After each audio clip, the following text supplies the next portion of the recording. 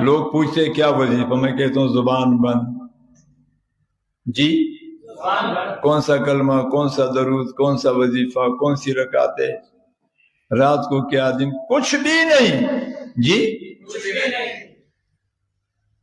بولو. اس لیے کہ باقی وظیفے بڑے آسان ہیں، وہ تو وقتی ہے، 2 رکعت ہو، 200 رکعت ہو، 3 کلمہ ہو، 5 کلمہ. لیکن زبان کو بند رکھنا، جی یہ ہے اصل وظیفہ.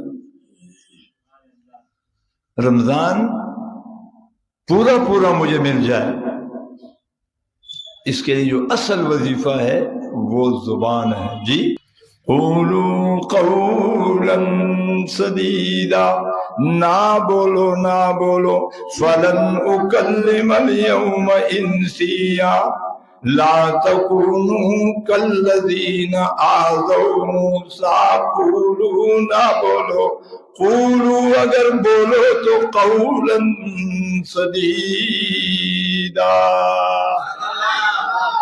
جی آذوا موسیٰ والا انداز نہ ہو تو سدید کا ترجمہ بڑا آسان ہو گیا.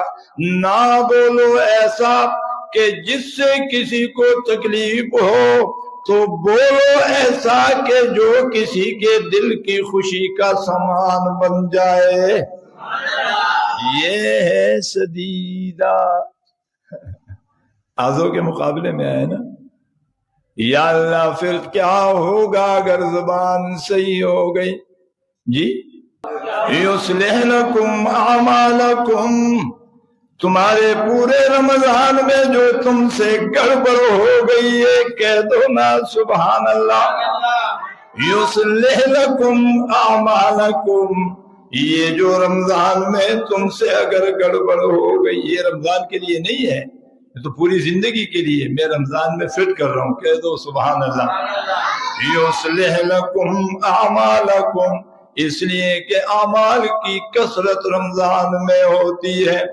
میرے بندے مجھے پتا ہے تم رمضان کی مہمان نوازی ایسے نہیں کر سکتے ہو جیسے اس کی مہمان نوازی کا حق ہے. جی زور سے بولو. تو یا اللہ پھر کیا کرے؟ فرمایا بس تم زبان کو بند رکھ لو، میں تمہیں رمضان کے حق کے ادا کرنے والوں میں شمار کر دوں گا.